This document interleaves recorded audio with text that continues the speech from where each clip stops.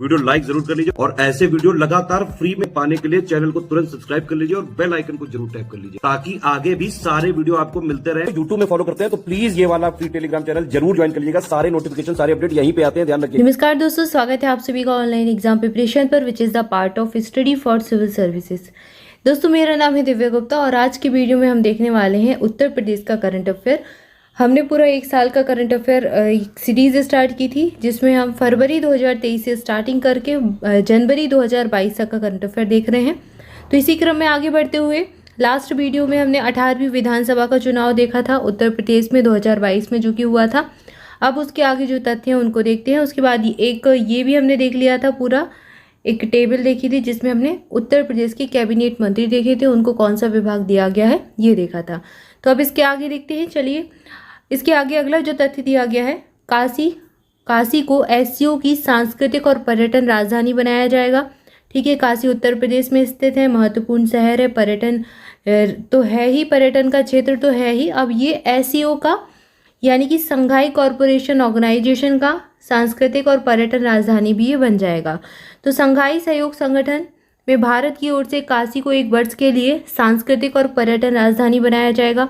इसके लिए सभी विभागों के समन्वय से बनारस का डोजियर बायोडेटा मतलब कि तैयार किया गया है। इसमें साल भर तक होने वाले आयोजन, प्रमुख स्थल, खान पान सहित अन्य चीज़ों को प्रमुखता के साथ उल्लेखित किया जाएगा। ठीक है, तो इसमें साथ ही साथ आसपास की जो संस्कृति है उसको भी उकेरा जाएगा, उसको भी बताया जाएगा। खान पान जो वहाँ का प्रसिद्ध होगा उसको भी प्रमुखता से उल्लेखित किया जाएगा, दिखाया जाएगा। ठीक है, स्मार्ट सिटीज़ पूरे अभियान की नोडल एजेंसी रहेगी। इसमें सितंबर 2022 से सितंबर 2023 तक के लिए भारत को इसके लिए चुना गया है। तो एक साल में कई सारे कार्यक्रम यहाँ पर करवाए जाएंगे। ठीक है, अगला तथ्य देखते हैं। उत्तर प्रदेश में 10 राष्ट्रीय राजमार्ग परियोजनाओं की आधारशिला रखी गई है। 7 जनवरी 2022 को यहाँ के केंद्रीय सड़क परिवहन और राजमार्ग मंत्री नितिन गडकरी ने, ठीक है, नितिन गडकरी सड़क परिवहन मंत्री हैं, इन्होंने उत्तर प्रदेश के मथुरा में 14,169 करोड़ रुपए की 366 किलोमीटर की 10 राष्ट्रीय राजमार्ग परियोजनाओं की आधारशिला रखी।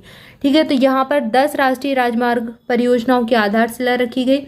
अब ये कहाँ पर, मथुरा, हाथरस, बदायूं, बरेली हाईवे के विकास से तीर्थ स्थलों और पर्यटन स्थलों पर कनेक्टिविटी बढ़ेगी, यातायात की समस्या का समाधान हो जाएगा। आगरा इनर रिंग रोड और यमुना एक्सप्रेसवे को जोड़ने वाले बाईपास के निर्माण से आगरा शहर को ट्रैफिक का जो लग जाता है, ट्रैफिक की समस्या रहती है, उससे छुटकारा मिल जाएगा। इसके अलावा आगरा जलेसर एटा सड़क बनने से पीतल उद्योग के व्यापारियों को भी सहूलियत होगी। तो कुल मिलाकर ट्रैफिक की वजह से जो शहर परेशान होता है वो समस्या सुलझ जाएगी। ठीक है, अभी ट्रैफिक की वजह से ही कच्चा माल इधर से उधर नहीं जा पाता, तो उसमें सुविधा होगी। अब जब सड़क संसाधन बनते हैं, ठीक है, जो ये आवागमन के संसाधन जो होते हैं जैसे सड़क हुआ, ठीक है, या फिर कहीं पे भी परिवहन के साधन कुल मिलाकर जब सुधरते हैं तो कई सारे क्षेत्रों को एक साथ लाभ होता है। ठीक है, तो वही यहाँ पर बताया गया है कि किस किस को लाभ होगा इसके बनने से। गडकरी ने 7 जनवरी 2022 को ब्रज के 84 कोसी परिक्रमा मार्ग के विकास की भी घोषणा की। ठीक है, इस मार्ग को नए राष्ट्रीय राजमार्ग के रूप में घोषित किया गया और भारतमाला परियोजना चरण 2 में शामिल किया गया है। इन्होंने बताया कि अयोध्या में 84 कोसी परिक्रमा के मार्ग की तरह ही बनाया जाएगा। आसपास के सभी प्रमुख तीर्थ स्थलों को इससे जोड़ा जाएगा और साथ ही साथ मथुरा के अलावा ये मार्ग राजस्थान, हरियाणा के सीमावर्ती इलाकों से होकर भी गुजरेगा। तो यहाँ पर इसको भी विकास करना है, इसका भी विकास किया जाएगा। इसके बाद अगली न्यूज़ है, उत्तर प्रदेश के गोवर्धन मथुरा में प्रसाद परियोजनाओं का वर्चुअल माध्यम से उद्घाटन किया गया। 7 जनवरी 2022 को पर्यटन मंत्री श्री जी किशन रेड्डी ने उत्तर प्रदेश के गोवर्धन में मथुरा में प्रसाद परियोजनाओं का वर्चुअल माध्यम से उद्घाटन किया। स्वदेश दर्शन योजना के तहत उत्तर प्रदेश को 500 करोड़ रुपए आवंटित किए गए हैं। ठीक है, इसके तहत रामायण सर्किट और बुद्ध सर्किट जो है, आध्यात्मिक सर्किट, कृष्ण सर्किट, कई सारे सर्किट हैं जो चल रहे हैं, तो उसके जरिए पर्यटन अवसंरचना को मजबूत किया जाएगा। इसके बाद अब जो है प्रसाद योजना है, इसके तहत उत्तर प्रदेश और उत्तराखंड में तीर्थ यात्रा, आध्यात्मिक और धरोहरों के कायाकल्प के लिए भी 1200 करोड़ रुपए आवंटित किए गए हैं। कुल आवंटन का ये 25% है। ठीक है, तो कुल जो आवंटन किया गया है इसके लिए उत्तर प्रदेश और उत्तराखंड में 1200 करोड़ रुपए इन्वेस्ट किए जाएंगे। प्रसाद योजना के तहत गोवर्धन मथुरा के विकास परियोजना को पर्यटन मंत्रालय द्वारा 39.79 करोड़ रुपए की लागत से जनवरी 2019 में मंजूरी मिल गई।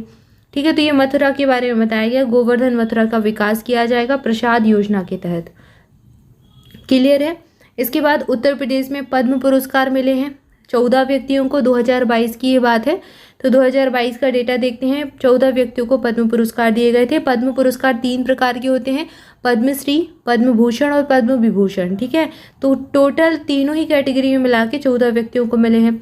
पद्म पुरस्कार देश के सर्वोच्च नागरिक सम्मान है जिन्हें 3 श्रेणियों में प्रदान किया जाता है। तो ये 3 श्रेणियां भी जो बताई वही हैं। इस वर्ष 128 पद्म पुरस्कार दिए गए, जिनमें 4 पद्म विभूषण, 17 पद्म भूषण और 107 पद्मश्री पुरस्कार है। ये ओवरऑल पूरे इंडिया की बात हो रही है। 25 जनवरी 2022 को 73वें गणतंत्र दिवस पर राष्ट्रपति ने 2022 के लिए 128 पद्म पुरस्कारों की घोषणा की। इसमें उत्तर प्रदेश के 14 व्यक्ति शामिल हैं। अब ये 14 व्यक्ति कौन कौन से हैं उनको देखेंगे। तो 9 व्यक्तियों को मिला है पद्मश्री सम्मान। ये कौन से हैं? सुश्री कमलिनी अस्थाना और सुश्री नलिनी अस्थाना। तो ये अस्थाना की बहनों की जोड़ी है, कमलिनी और नलिनी अस्थाना। कला के क्षेत्र में मिला है इनको पुरस्कार। शिवनाथ मिश्रा, इनको दिया गया है कला के क्षेत्र में। सीसराम को कला के क्षेत्र में मिला है। सेठपाल सिंह को कृषि के क्षेत्र में मिला है। सुश्री विद्या बिंदु सिंह, इनको साहित्य और शिक्षा में मिला है। श्री शिवानंद, इनको योगा में मिला है। अन्य की कैटेगरी में योगा में दिया गया है। श्री अजय कुमार सोनकर, इनको विज्ञान और अभियांत्रिकी में दिया गया है। अगला नाम है, आप देख रहे हैं, सुश्री अजीता श्रीवास्तव, इनको भी कला में मिला है। और कमलाकर त्रिपाठी, इनको दिया गया है चिकित्सा में। ठीक है, तो ये 9 व्यक्ति हैं, महिलाएं हैं काफ़ी सारी, इनको मिला है पद्मश्री अवार्ड 2022 वाला। इसके बाद 2 व्यक्तियों को पद्म विभूषण से सम्मानित किया गया। कौन है ये 2 व्यक्ति? एक तो है श्री राधेश्याम खेमका, मरणोपरांत इनको दिया गया साहित्य और शिक्षा में। और कल्याण सिंह, इनको भी मरणोपरांत दिया गया। ये सार्वजनिक मामलों के मंत्री रहे हैं। ठीक है, ये मंत्री ही थे, कुल मिला के राजनीति से संबंधित थे, तो सार्वजनिक मामलों में इनको दे दिया गया है पद्म विभूषण। इसके बाद आती है पद्म भूषण की बारी। और पद्म भूषण 2 लोगों को मिला है। कला के क्षेत्र में मिला है राशिद खान को, और साहित्य और शिक्षा के क्षेत्र में दिया गया है वशिष्ठ त्रिपाठी को। ठीक है, तो टोटल मिला है 14 व्यक्तियों को। क्लियर है। इसके बाद आगे बढ़ते हैं। आगरा महायोजना 2021 के बारे में जानेंगे। आगरा मास्टर प्लान 2021 नहीं है, 2031 है। ठीक है, तो ये आगरा का मास्टर प्लान है 2031 तक का, इसको जानते हैं। आगरा विकास प्राधिकरण की 136वीं बैठक हुई 5 जनवरी 2022 को। यहाँ पर इस योजना के प्रस्ताव को मंजूरी मिल गई। शहर में 5 क्षेत्रों का भौतिक सत्यापन कराया जाएगा। अगर इन क्षेत्रों में 60% आबादी आवासीय है तो इसे आवासीय क्षेत्र मानते हुए महायोजना में शामिल किया जाएगा।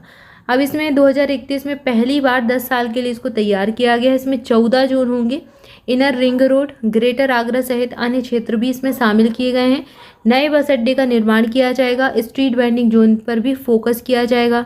ठीक है, आगरा मास्टर प्लान 2031 में प्राधिकरण ने पहली बार ताज धरोहर क्षेत्र का गठन किया है, जिसमें 3 नियम शामिल किए गए हैं।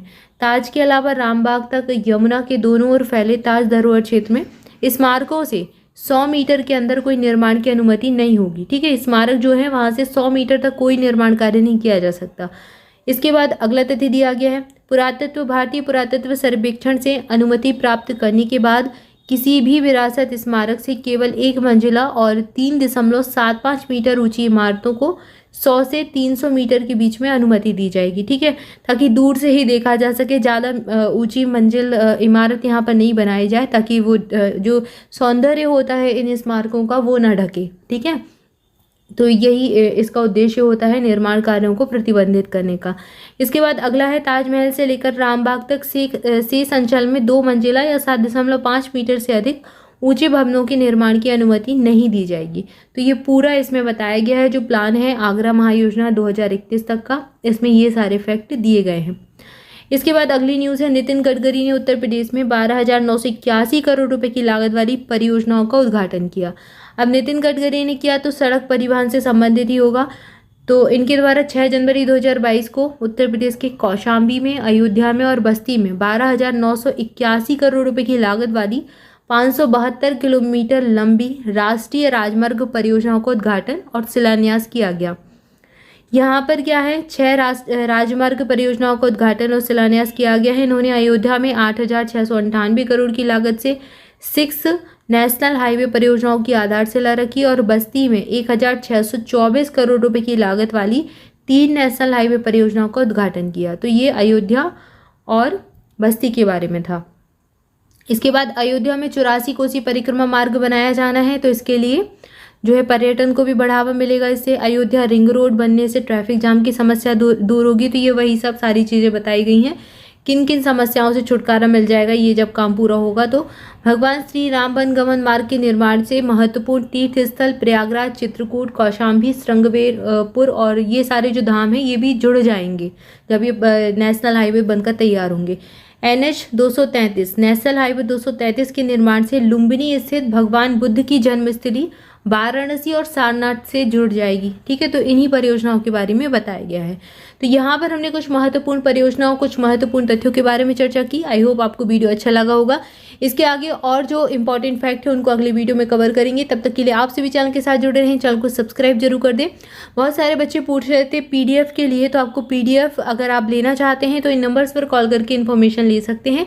जिस भी सब्जेक्ट की या फिर आपको करंट अफेयर जिसकी भी आपको PDF लेनी है तो आप इन नंबर्स पर कॉल करके इंक्वायरी कर सकते हैं। और अगर आप कोई भी पेड कोर्स परचेस करना चाहते हैं, कोई भी पेड बैच लेना चाहते हैं किसी भी एग्जाम के लिए, तो भी आप इन्हीं नंबर पर इन्फॉर्मेशन ले सकते हैं कॉल करके। Thank you for watching this video. जुड़े रहें चैनल के साथ, चैनल को सब्सक्राइब कर लें, वीडियो को लाइक कर लें। Thank you so much.